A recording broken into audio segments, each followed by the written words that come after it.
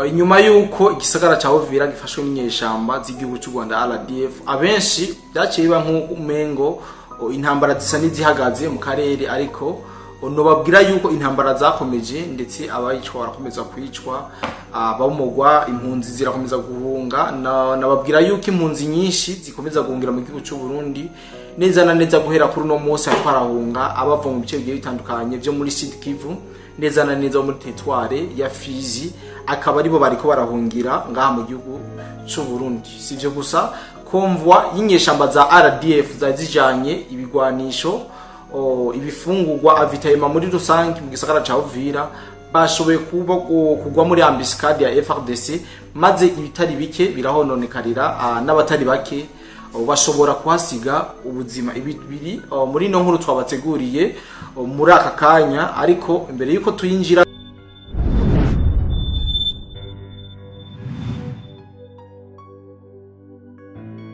mu midonido, manze ndamutse cyane mwebwe mwese mudukurikirana aho muherereye hose, by'umwihariko abumva ururimi rw'ikirundi, abari mu Burundi, abari mu Rwanda, abari muri Kenya, Tanzania, Uganda, Mozambique, South Africa, Zambia, aho muherereye hose muri Afrika, mwiriwe cange mwaramutse, tutibagiye abari Burayi, abari muri Amerika, Aziya,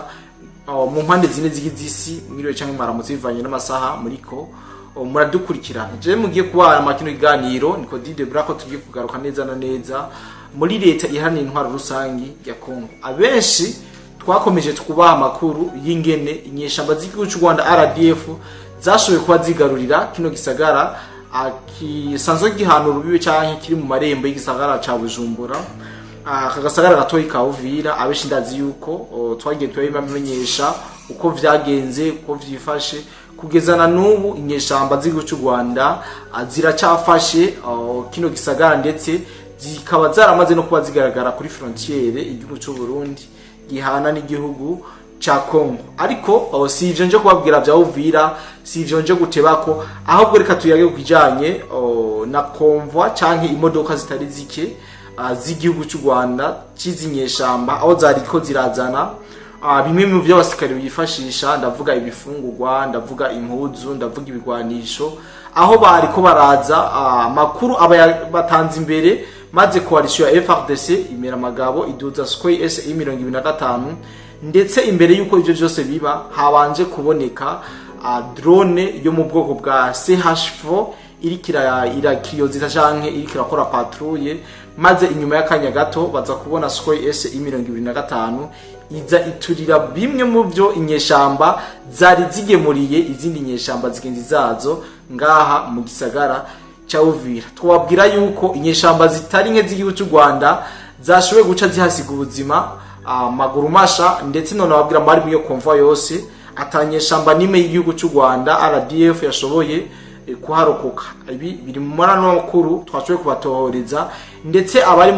mu bice byabereyemwo baravuga cyane yuko inyeshamba zagiye no kuronka renfort, maze iyo renfort ntiyashika, nayo bayitega ambushi, biza kurangira babuze imbwa n'imbwebwe nkuko abarundi babivuze. Byabereye hehe, byagenze gutari mu masaha ya kare, aho nyene muri Sud Kivu, neza na neza muri Fizi, ariho hashoboye kubera iyo ambiscade, maze u Rwanda ruza kuhatakariza indiri y'abasirikare canke abasirikare batari kuba bakeneye amafoto n'ama video yibiba vyabaye canke baba barashwe, kaze muri group ya WhatsApp kugira ngo ushobore kuba uronka amakuru ndetse n'amafoto yibiba vyaranze imirongo y'urugamba. Hari abari mu basanga bari mu yandi magroupe, ntivyemewe kuja mu magroupe menshi, ko dufite groupe zigera ku 8. Ushobora rero kuba uri mu zindi, ntiwemerewe rero kuja muri iyo shasha. Kumbure uraza kuba usangizwa ivyo twashoboye gukora ku mirongo y'urugamba hamwe n'abandi. Sivyo gusa, kurundi ruhande impunzi zo ngaha muri territoire ya Fizi nyene zirakomeza cyane kwiyongera zihungira mu gihugu cy'u Burundi, exactement mu ntara ya Cibitoki, mu ntara yagutse ya Bujumbura yahoze ari intara ya Cibitoki, neza na neza i Buganda. Abenshi muhatemberera ndazi, ntimutangazwa no kubona abantu benshi bariko baragaragara mu gihugu cy'u Burundi, ndetse bari kumagwirirana bikoreye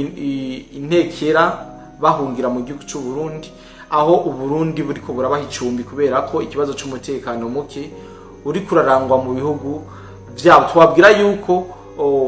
muri Fizi bivanye n'urugwamo rw'amasasu gumvikanye canke kuraswa kwizinyeshamba, abene igihugu batari bake aho bahise batigwa n'ubwoba, bamwe batangura guhunga, abandi batangura kwinyegeza mu mazu, aho mbere amakuru dufise kuno munsi w'isabato abatari bake bagumye mu mazu batashoboye kuja guhimbariza isabato hamwe n'abandi. Rero amakuru dufise nk'uko uriyo yabitwandikiye, yatubwiye yuko muri Sud Kivu intambara zikomeye hagati ya coalition FARDC ndetse n'inyeshamba z'igihugu cy'u Rwanda RDF M23 mu misozi miremire ya Fizi, aho abene igihugu bariko barasaba ubufasha mu maguru masha. Ndavuga aba basigaye kuko hariho benshi bakomeza guhungira mu gihugu cy'u Burundi. Mu misozi yo hejuru ya Fizi Sud Kivu imigwano ikomeye yariko iraba kuva kare kuri uyu wa gatandatu w'igenekerezo ya 13 Kigarama hagati ya coalition ya FARDC hamwe n'abagwanyi b'inyeshamba z'igihugu cy'u Rwanda RDF. Nk'uko amakuru ava aho intambara yabereye avuga yuko imigwano yabereye mu bisagara bigiye bitandukanye, harimo ibisagara vya Rugezi, Ngugu, Rudabadaba ndetse na Kimbiya na Timbiangoma, biri ku murongo wa Fizi Karemi, aho akaba ariho hashoboye kubera novuga yuko imigwano ikomeye cyane yaciye ihuza zino nyeshamba z'igihugu cy'u Rwanda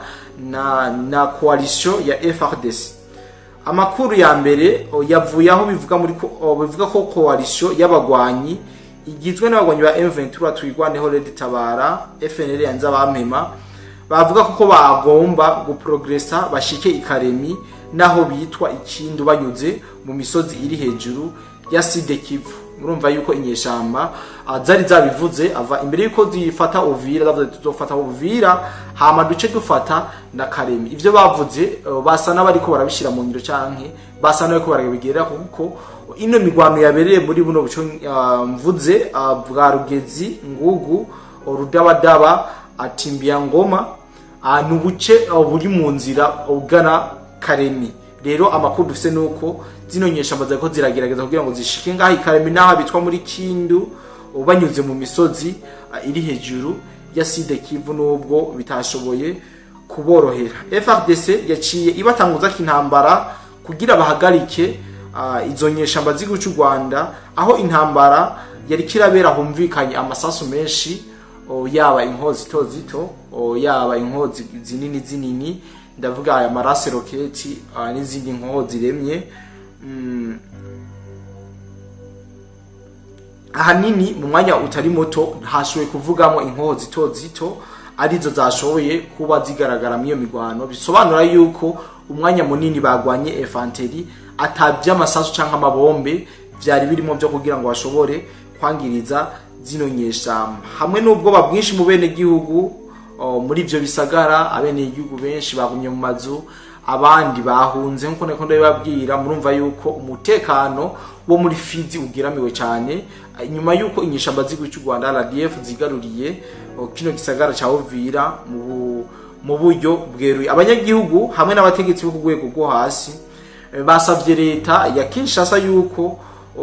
yotuma bwangu abasirikare bitwaje ibikoresho bikwiye kandi bikomeye kugira ngo bagwanire amahoro y'abene igihugu basanzwe baba mu bwo buce ndetse banabagwanirire n'ubuzima bwabo. Murumva yuko inyeshamba zikomeza kugira amajanja, zikomeza gushitsa mu ngiro ivyo zasezeranye, cyane mu kwigarurira buno buce bwose buri très stratégique ngaha muri Sud Kivu nko twabatanguye.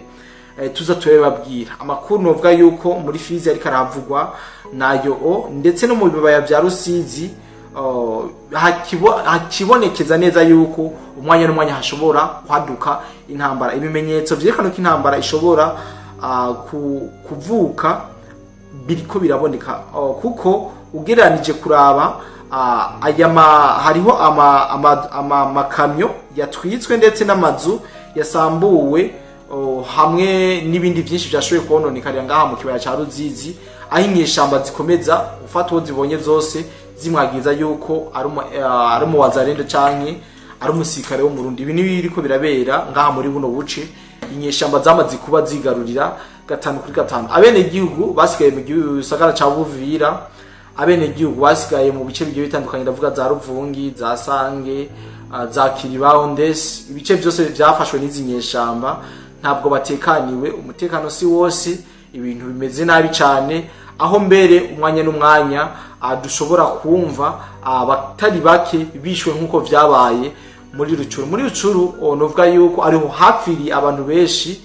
ndetse aho president wa Kongo yanagiye kurekrama yuko bo kwemeza yuko habaye genocide canke genocide yakorewe abakongomani ngaha muri Rucuru rero no ngaha muri Uvira birashobora kuba kuko tugeranije kuraba umubare munini wa kongomani baba vrai congolais barashoboye kuba bahunga ariko umubare utari muke w'abanyamurenge niwo wagumye ngaha mu gisagara ca Uvira bidasigura yuko abakongomani baba vrai congolais bose bahunze bose ari abahagumye abo rero bahagumye nibo bariko barahura n'ivyago nuvuga yuko bikomeye kandi bugarijwe kabisa n'ibitero vya M23 aho bibakura mu mazu bikabakubita ndetse bikabagiriza yuko arabazarendo abandi bakababwira yuko bacumbikiye abazarendo ibi nivyo tuzoguma twakutohoreza amakuru ingene vyifashe ndetse twanababwiye yuko bibaye ngombwa nubwo bacavuga ngo turamena amabanga ya gisirikare tuzobabwira strategy zose zerekane ko izinyeshamba zifise umwanya muto cyangwa zifise igihe gito ngaha mu gisagara ca Uvira bigiranije n'ingene umuntu aba ariko arabona ibintu kuko son excellence Evariste Ndayishimiye mu kiganiro yahaye abanditsi n'abamenyesha makuru baramwajije ati mu gihe inyeshamba canke aba muri ko muragwanya vyoshika bakigarurira igisagara ca Uvira urabona ko muzobana yararahiye ararengwa yuko atemera kubana n'izinyeshamba z'igihugu cy'u Rwanda singomvye kuvuga byinshi singomvye guhogora kumbure ngo umwana w'ubwenge yumvira mu Rwanda kandi ndabashimire cyane mwebwe mwese twabanye makino kiganiro gito cyane nizera yuko ibitari bike mwashoboye kuvyumva kumbure turongera guhura mu bindi biganiro byacu by'uno munsi bye bye.